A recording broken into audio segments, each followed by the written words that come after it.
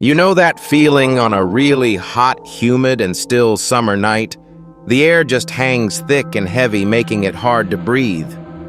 It's got this specific smell, kind of like old plastic and sun-baked dirt. I absolutely hate that smell more than anything, but that night it permeated everything. I had the car windows down for maybe 2 minutes before giving up completely and just blasting the AC. The heat, the smell, it all felt like it was suffocating me pressing down. The delivery address for the pizza wasn't in the direction of downtown where most of my deliveries went. It was actually in the exact opposite direction, even though the pizza place itself was already kind of out in the middle of nowhere. The drive was supposed to take just over 25 minutes, but it felt much longer because of how empty the roads were. I'm probably exaggerating a bit. It's not like there were no houses for miles, but it was definitely much less dense the further I drove. That feeling of isolation, of being disconnected from the familiar world, just grew with every mile. The darkness seemed to swallow everything beyond the reach of my headlights, and the only sound breaking the oppressive silence was the hum of my engine. When I finally pulled up to the address, I realized I was approaching the house from the back. The GPS had routed me along a skinny little side street that ran parallel to a set of backyards. There weren't any streetlights, and none of the houses had their back porch lights on either. It was all thick, consuming shadows, so dense you could almost feel them closing in around you. The whole neighborhood seemed plunged into a deep sleep, a sleep devoid of light, sound, or any sign of life. I remember slowing down and double-checking the house number even though it looked totally dead. No lights inside, no cars in the driveway. Just a sagging backyard with overgrown grass and a rickety wooden fence that didn't even close all the way. Everything about it screamed neglect, a desolate emptiness that sent a shiver down my spine. But still, I followed the instructions. The delivery had to be made. I parked right there on the gravel shoulder, grabbed the pizza, and walked up the slight incline toward the back door. Pizza in one hand, flashlight in the other, angling it down toward my feet so I wouldn't trip on anything unseen. When I got to the top of the hill, I saw the back door. It was one of those old white ones with a small pane of glass at the top covered by a cheap, flimsy curtain. I knocked and waited. No answer. I knocked a second time, knowing my manager would be livid if I returned to the store empty-handed. Frustration was starting to mix with a growing sense of unease. What exactly was going on here? After no response, I was about to knock a third time when I saw the curtain move. Not a lot, just this tiny little twitch, like someone had brushed it with their finger. It was fast, almost imperceptible, and I don't think I would have even noticed if I hadn't been staring intently at the glass. A sudden cold shiver ran down my spine. Someone was clearly standing right behind that door. I stood there for another few seconds, expecting the person who was so obviously on the other side to finally open up. But before that happened, I noticed 2 unmarked cars. No flashing lights, no sirens, slowly pulling up to the side street behind my car. My first thought was that I was about to get in trouble for trespassing or something. One of the car doors opened and someone stepped out. Even from the house, in the faint glow of the other car's headlights, I could make out that it was a man. He motioned for me to walk over to him. I did, assuming he had ordered the pizza and I'd just beaten him home from work or something. But as I got closer, I realized he was flashing me something in his hand. It was a badge. The guy was an undercover police officer, which I was able to ascertain because he wasn't wearing a uniform, just normal clothes. As soon as I got within a certain distance of him, He told me to head back to my car and wait there. That was it. That's all he said. No explanation. I backed away, slowly climbed into the delivery car and sat there watching. That's when I realized there weren't just 2 officers. There were 5, maybe more. All of them had flashlights, but not one of them uttered a word. They moved stealthily, creeping, circling the house as if they were trying not to be seen. Not one of them knocked or announced their presence, which I found incredibly strange.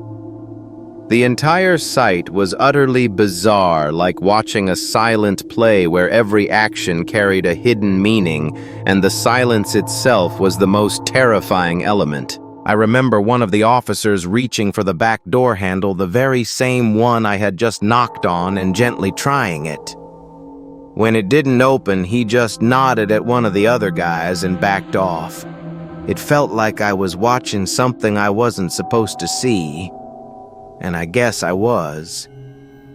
Eventually, the first officer came back to my car and crouched beside the window. I rolled it down, and he glanced at the pizza box on the passenger seat and let out this short sigh.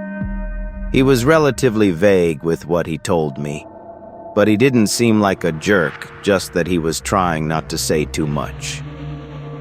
Basically, he said there was an ongoing investigation involving that property and that he, along with the rest of the officers, were staking it out.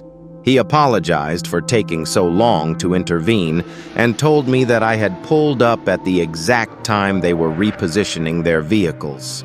I asked if he wanted to see the delivery order, and he nodded. I pulled it up on the delivery app, but I could tell it was useless. There was an associated phone number with the order along with the delivery address and the first name Jerry, but it didn't seem particularly helpful. The officer read it, took the number down, then told me to leave immediately. I expressed my frustration, saying my boss was going to kill me for returning with the pizza, and the guy just shrugged his shoulders. Then he repeated his instruction for me to leave and started walking away from the car. I was pissed, but there was nothing I could do, so I drove off. It took me the entire ride back for the whole thing to truly sink in. I didn't really grasp the gravity of the situation until stepping out of the car. If the police hadn't intervened when they did, something awful could have happened. I don't even know what. The more I thought about it, the more I realized that the threat of the police was probably the only reason the person didn't open the door to accept the pizza. But why would someone order a pizza if they were being staked out? Maybe the person inside the house didn't know they were being watched. Or maybe they did, and I was part of some test run. Like maybe I was the bait to see if the cops were watching that side of the house or if they left. The curtain moving, the pervasive silence, the bizarre timing. I don't know. What I do know is that I will never get an explanation for what happened. And thinking back to this incident is mostly a waste of time. I probably would have forgotten all about this if one of my high school friends hadn't brought it up the other week. I didn't even remember it at first. It's probably best I forget about it again, but I figured I'd share it here before that happens. This is the chilling lesson I learned from that delivery night. Sometimes silence isn't a sign of peace, but a thick veil concealing something far more terrifying. And what we don't know sometimes is the most frightening thing of all. Our next story takes us to another beach house, this time on the Jersey Shore, owned by my friend Mike's family. I have to be honest, calling it beautiful would be an understatement. It's truly magnificent, or at least that's how it felt to me, someone who never came from much. This house you see had been in their family for generations. Mike's grandparents had tried to make it their permanent residence for the longest time, but unfortunately, they recently passed away. With no one living there anymore, the house mostly lay dormant. Most of Mike's extended family lived on the West Coast, and his parents were simply too busy to make good use of it. Yet in that sad circumstance, there was a silver lining. Mike essentially had free access to it whenever he wanted. I think Mike's dad intended to rent it out to try and make some extra cash, but as far as I know, those gears aren't exactly turning. It's not easy to find someone willing to rent a beach house during the off-season, you know. It was sometime in mid-July when Mike hit me up asking if I wanted to come down for the weekend.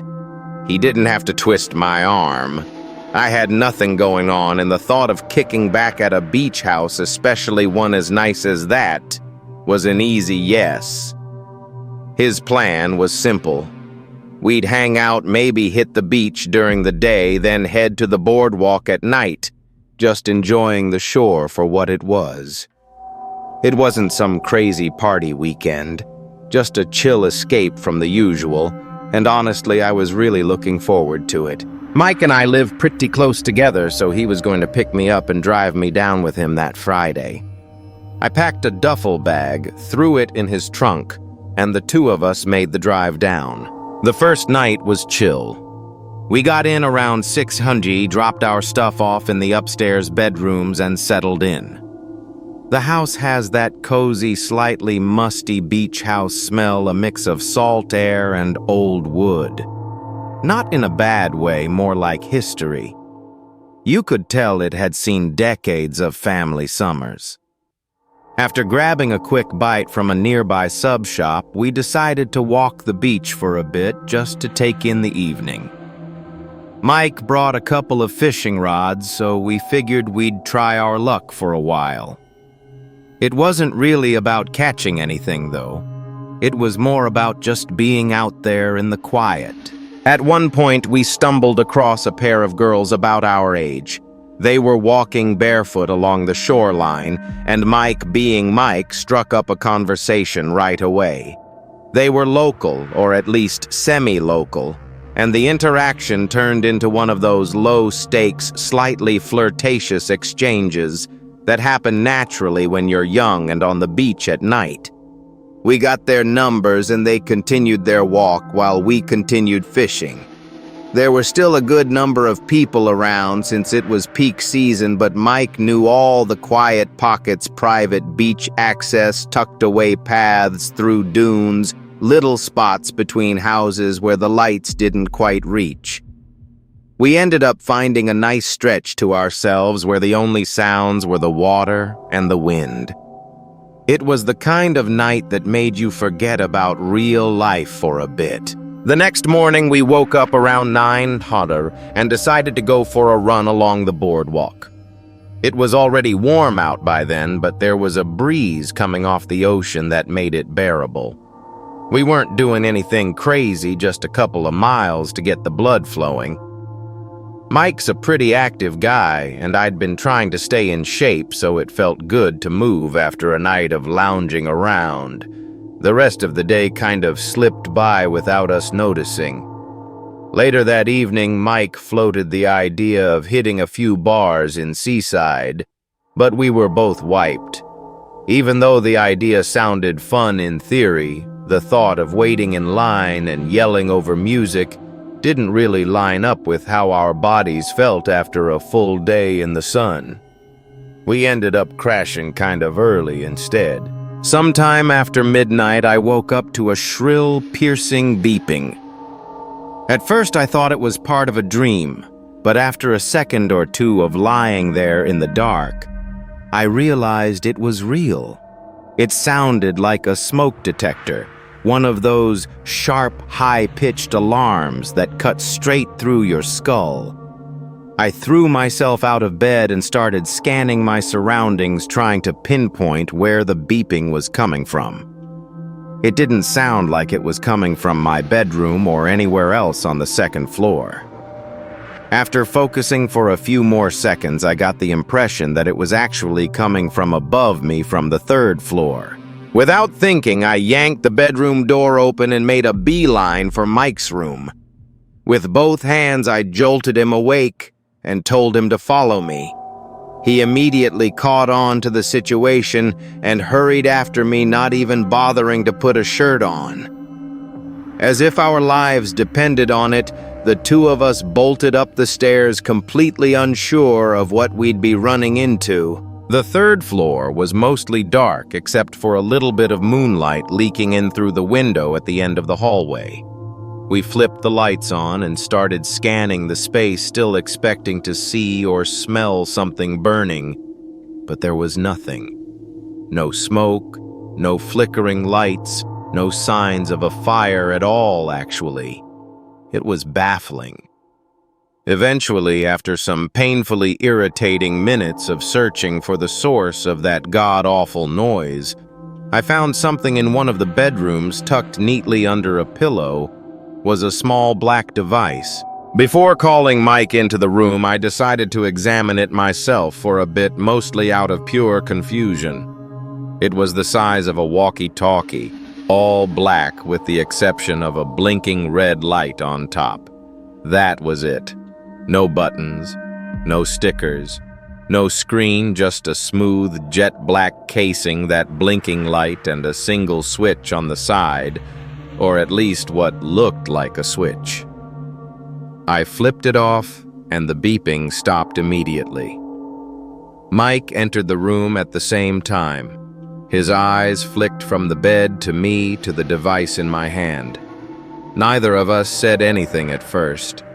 We locked eyes, and I could tell he was just as confused and just as scared as I was.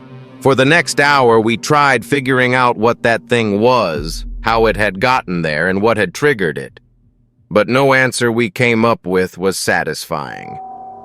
Mike swore none of his family members had been in that house in ages, and I believed him. I mean, why would he lie about that? Plus, who the hell would put that thing in their own home?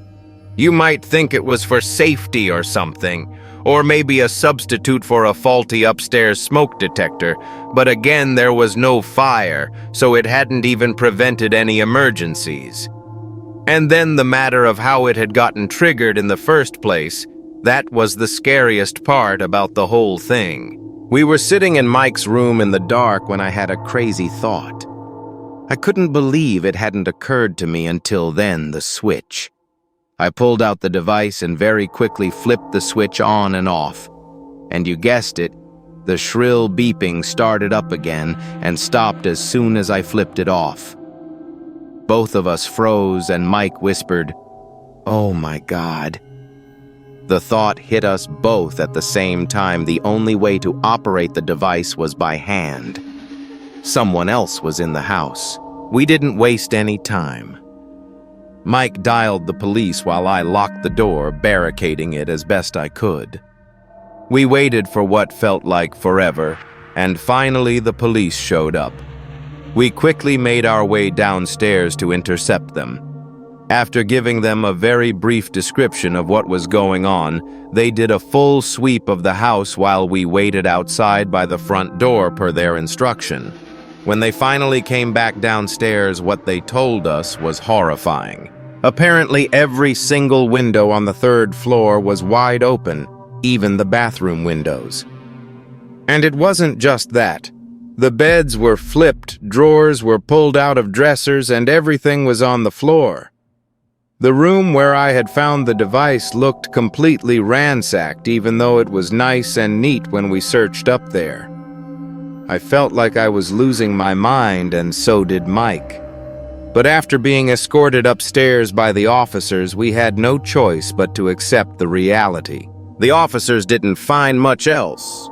No one hiding, no prints, no weapons.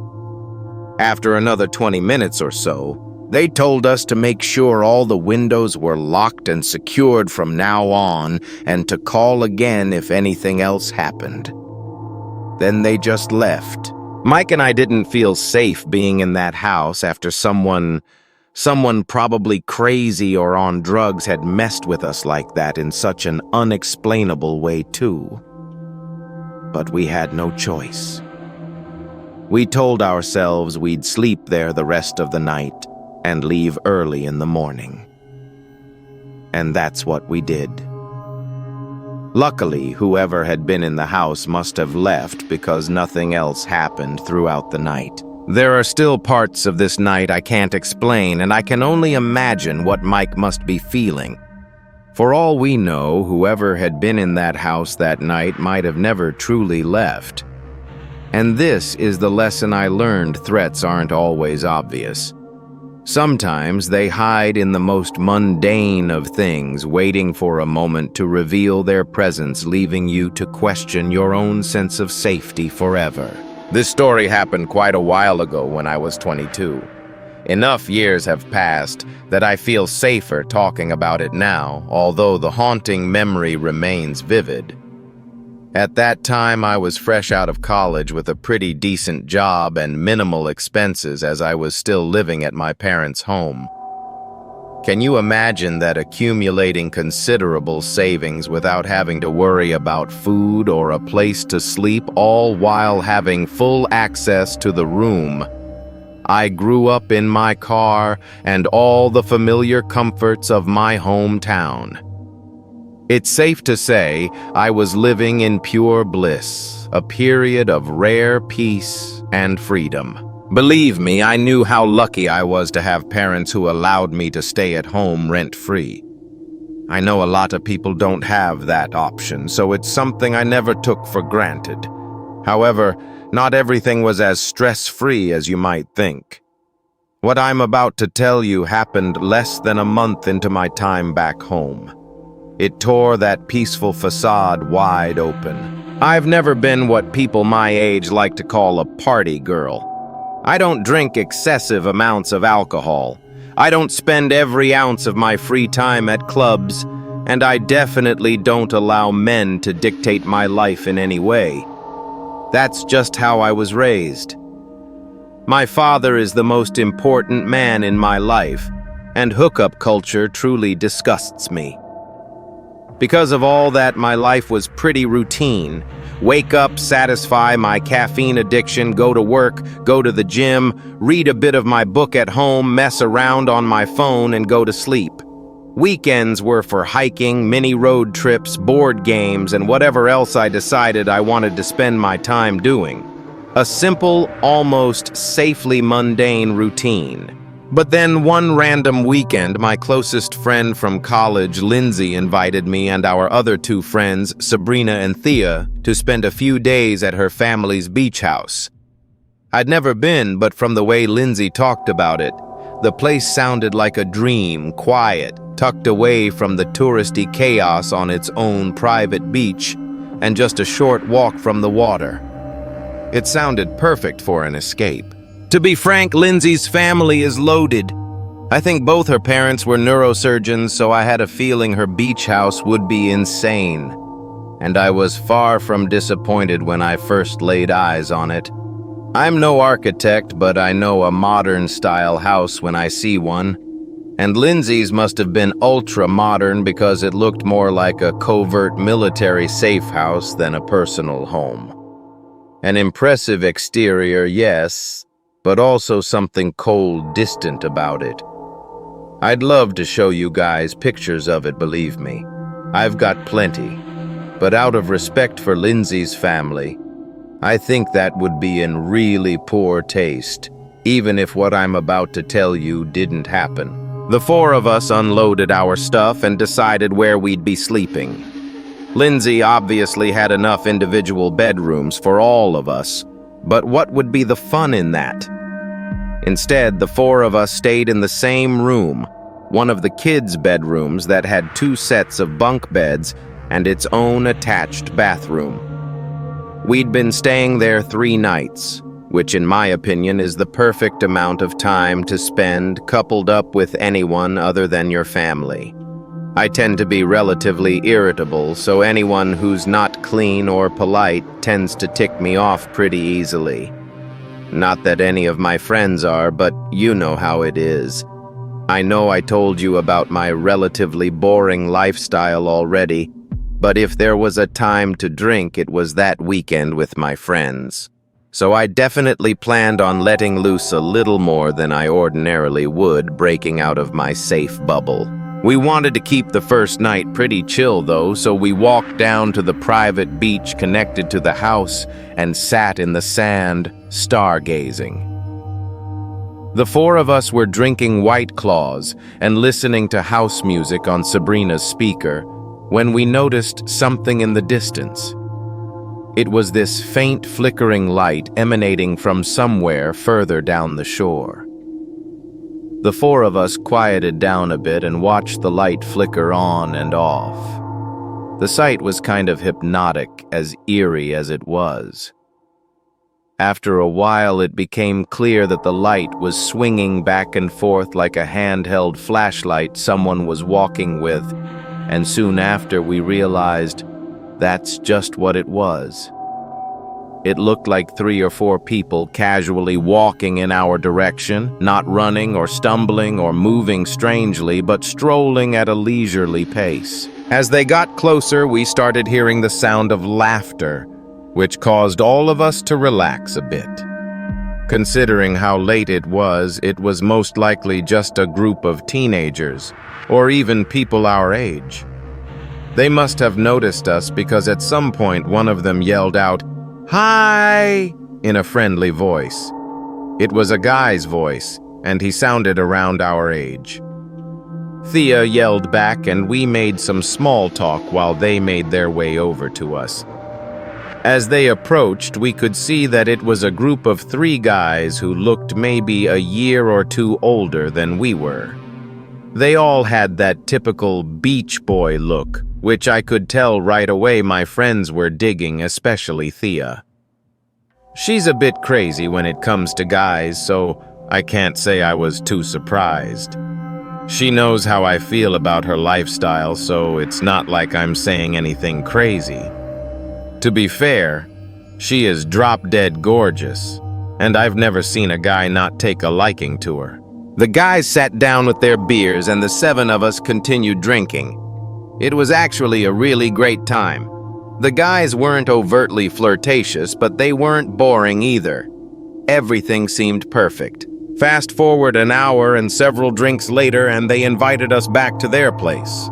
Personally, I was exhausted and was leaning towards going to sleep, but I could tell all 3 of my friends wanted to continue hanging out with the boys, especially Thea, of course. I decided not to spoil everyone's fun and called it a night for myself, telling my friends to go on without me. There were only 3 guys after all, and I had no intention of hooking up with anyone that night. I walked back towards Lindsay's house while the 6 of them walked along the beach, presumably towards wherever the guys were staying. I washed up and went to bed utterly unaware of what I had just narrowly escaped. Sometime after 300 in the morning, I woke up to a FaceTime call from Lindsay. This was confusing since she should have either been home by then or asleep next to one of the guys. I answered her in a groggy voice, and what she said woke me up instantly. She basically screamed into the phone that Thea and Sabrina had been kidnapped, and I needed to get her car immediately. Her words were like a bucket of ice-cold water being splashed across my face, an electric shock coursing through every cell. I'd never felt a more intense sense of fear and adrenaline. I didn't waste a second. My hands were literally shaking as I quickly threw on some clothes and sprinted down the stairs. I asked her why she had called me instead of the police, and she reassured me that she already had. She told me to stay on the line as she walked me through it. With her instruction, I managed to open the driveway gate, find her car keys, and speed out of there in a matter of minutes. She told me they were about 10 houses down the beach to the left, so that's where I started driving. She described the car and told me what direction it had gone in, and I slammed on the gas to try and catch up. There wasn't a single car on the road, and I was driving at an insanely unsafe speed. That terrifying velocity made me feel alive, though it was a life born of pure dread. It was a miracle I didn't get pulled over. After a few minutes of driving, I noticed a car matching Lindsay's description driving slowly in the distance. Then I hung up the phone, called the police, and told them exactly where we were. The dispatcher told me to keep my distance so as not to alert them to the situation, so that's what I did. After what felt like forever, I spotted cop lights up ahead. The car ahead of me didn't try to evade the police. I can only imagine that they assumed it was an unrelated stop. I pulled the car over and watched everything unfold. It was pure chaos, a nightmare unfolding right before my eyes. The cops forcibly removed all 3 men from the SUV at gunpoint. They put them in cuffs and escorted them back to one of the cruisers. Then, one of the officers walked over to the trunk of the car and pulled it open to reveal both Thea and Sabrina bound, and from the looks of it, pretty badly bruised. That image will haunt me forever. As horrifying as my own experience was, it was nothing compared to the sequence of events told from Thea and Sabrina's perspective. All 3 of them were comfortable with me writing this, by the way. We're still close in contact, so I obviously asked them. But none of them wanted to write it themselves, and for good reason. To keep things short, after I went to bed, they all continued drinking. Lindsay is the only one who remembers things clearly, since she was trying to be at least a little responsible, given it was her family's house we were staying in. At some point, the guys Thea and Sabrina were with suggested they all go to bed. So the 4 of them split off while Lindsay told the 3rd guy she was going home. He was really upset about that, which Lindsay initially thought was because he wanted to get with her. She told him she would have been down, but had to watch her house, and he got angry. They yelled at each other for a bit, and he ended up telling Lindsay to get the hell out of his house and never come back, which she was more than happy doing. Halfway home, though, she realized she had forgotten her purse. So she went back to get it. That's when she saw the guys throwing Thea and Sabrina into the back of the car before driving off. A sight that stole her breath, living proof of brutal intent. She called the police, then me, and that was that. Thea's parents are both lawyers, and they jumped through dozens of hoops to do 2 things: keep the event as far away from the public sphere as possible, and make sure those guys got maximum prison sentences. They accomplished both. Turns out the house they were staying in didn't even belong to them. It was owned by some random old couple who were on vacation in a different country. That, plus the slew of other crimes they were charged with, put them away for a long time. Although I still think there's no sentence long enough that can properly compensate for what they did. They stole not just safety, but the innocence and trust of those young girls. As much as I hate admitting it, this traumatized me for years. I couldn't do beaches late nights or talking to strangers, no matter how harmless they seemed or how safe a situation felt. I became antisocial and drifted away from the girls for a little, but luckily, that's since changed. I'm still on my own path of recovery, and telling this story is part of it. I can't even begin to imagine how this incident affected Thea and Sabrina. Part of me feels like not remembering anything is a blessing in disguise for them, a curtain drawn over ultimate horror. I think the craziest part about the whole thing is the fact that had I not gone home, I might not have been able to reach Lindsay's car in time. And had it not been for that, the police may have never found those guys' car. It was a random chain of events, a moment of instinct that saved lives. And the lesson here: never underestimate your gut feeling. The slightest unease could be the most crucial warning sign. Sometimes the predators lurking in the shadows aren't ghosts, but the most ordinary people hiding in plain sight. Trust your instincts because sometimes that's the only thing that can protect you.